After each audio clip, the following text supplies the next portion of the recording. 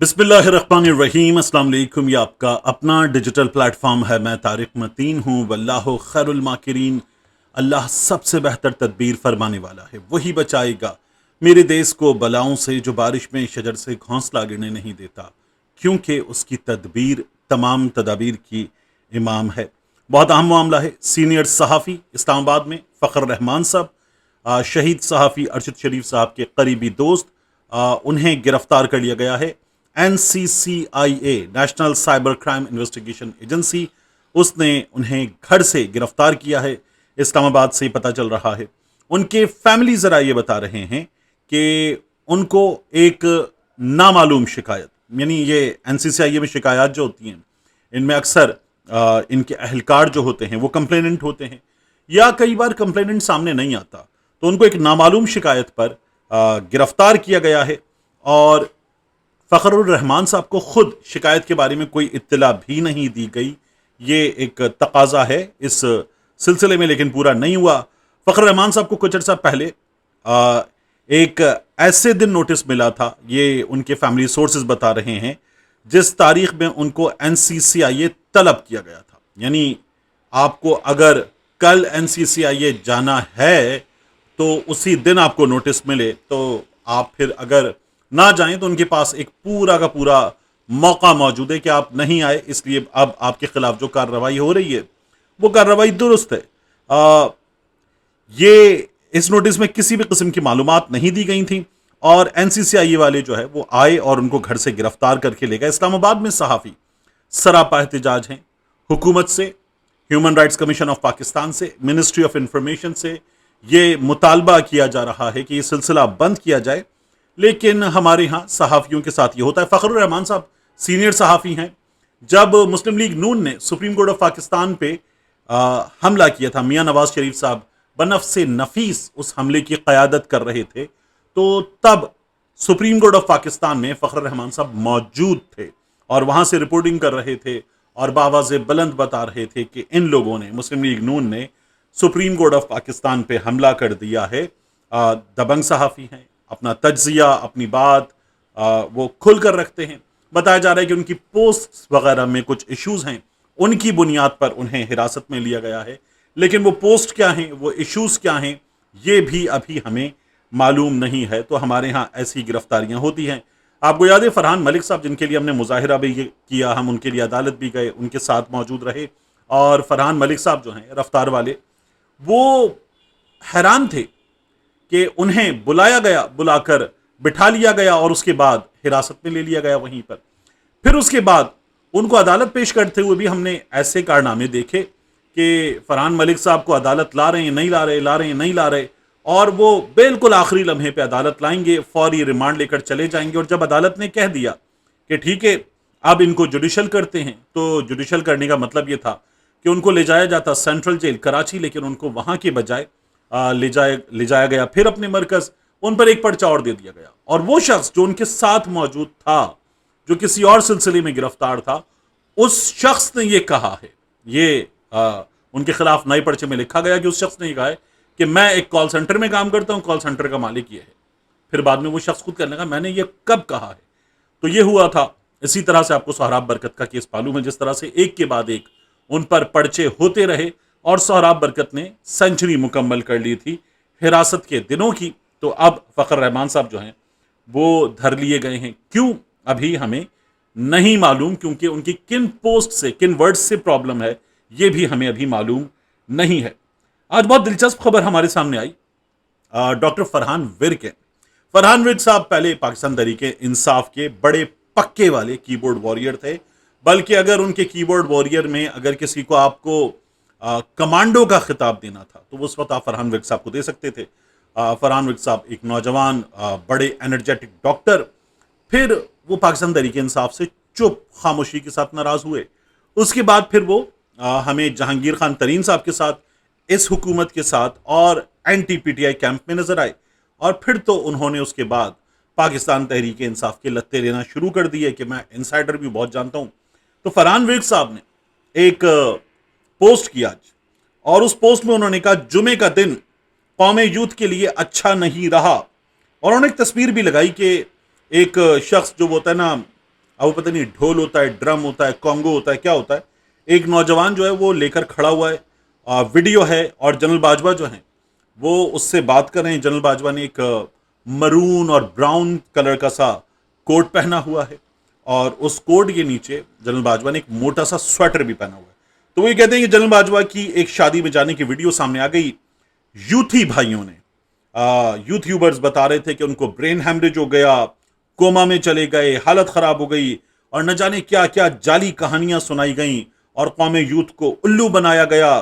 गैरत हुई तो पूछना हमें क्यों बेवकूफ बनाते हो, ये फरहान विर्द साहब कह रहे हैं।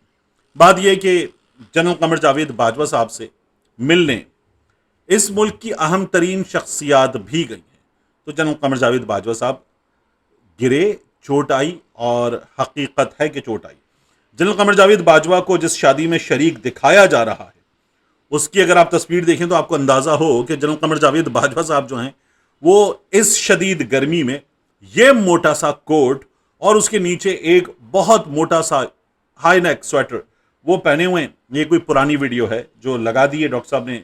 डॉक्टर साहब कुछ भी कर सकते हैं, डॉक्टर साहब बड़ा चीता काम करते हैं, तो डॉक्टर साहब ने ये चीता काम कर दिया है और जनरल कमर जावेद बाजवा साहब को पहुंचा दिया है एक अदद शादी में। अभी ये पुरानी वीडियो है, ये अब हमें पता चल रहा है। आखिरी चीज, अब्बास अराक्ची साहब। अब्बास अराक्ची साहब ने ट्वीट किया, उससे पहले उन्होंने बात की इसाक डार साहब से, फील्ड मार्शल आसिफ मुनीर साहब से, और उसके बाद उन्होंने ट्वीट किया, embarking on a timely tour of Islamabad, 1, मस्कत 2 and Moscow 3। Purpose of my visits is to closely coordinate with our partners on bilateral matters and consult on regional developments. Our neighbors are our priority. तो हमारे जो पड़ोसी हैं वो हमारी तरजीह हैं, priority हैं। ये अब्बास अराक्ची साहब ने ट्वीट किया है। अब अगर आप इस ट्वीट को देखें तो अब्बास अराक्ची साहब पाकिस्तान आ रहे हैं, जल्द किसी भी वक्त आ सकते हैं, घंटों में आ सकते हैं। और ये खबर पहले ही आई थी कि 36 से 72 घंटे, मैंने आपको तब बताया था कि इसका मतलब है जुमा या हफ्ता। तो इस वक्त में 36 से 72 घंटे के इस वक्त में पाकिस्तान में मुज़ाकरात दोबारा हो भी सकते हैं। दूसरी जानिब ट्रंप ने क्या ऐलान किया? ट्रंप ने ऐलान किया कि स्टीव विटकॉफ, मशरिक़ वस्ता के लिए यूएस प्रेसिडेंट के नुमाइंदे स्टीव विटकॉफ और जैरेड कुशनर उसका दामाद, ये दोनों पाकिस्तान आ रहे हैं, और ये दोनों पाकिस्तान आएंगे और मुज़ाकरात ये करेंगे। अब ये किस वक्त आ रहे हैं? अभी अब्बास अराक्ची साहब आएंगे, आकर निकल जाएंगे, तीनों मुल्कों का दौरा करेंगे, और उसके बाद फिर पाकिस्तान दोबारा आएंगे और इन लोगों के सामने बैठेंगे एक टीम के साथ। ये होगा, या ये अचानक ऐसे होगा कि अमेरिका से वो भी चल पड़े जो ट्रंप ने बता दिया और ये भी आ गए और बैठ गए आमने सामने और मुज़ाकरात कर लिए अचानक। ये भी मुमकिन है, इस तरह की चीज़ें हैं। तो अब देखिए आप कि वहां से जेडी वेंस नहीं आ रहे, ये अमेरिकी मीडिया खबर दे रहा है। JD Vance US vice president जब पिछली बार आए थे तो इस यूएस डेलीगेशन को वो लीड कर रहे थे, मीडिया से इंटरेक्शन उन्होंने किया था और वो सामने थे, क्योंकि स्टीव विटकॉफ मशरिक़ वस्ता के लिए नुमाइंदे, उनकी तो एक रेलेवेंस है। जो जैरेड कुशनर है वो प्रेसिडेंट का दामाद है, वो मतलब जिस तरह से हमारे यहाँ होता है कि ठीक है आजा घर का आदमी है, तो जैरेड कुशनर उनका दामाद है। आप एक चीज़ देखिए कि अब की बार बाकिर कालिबाफ साहब जो हैं उनके बारे में भी पता चल गया कि वो नहीं आ रहे।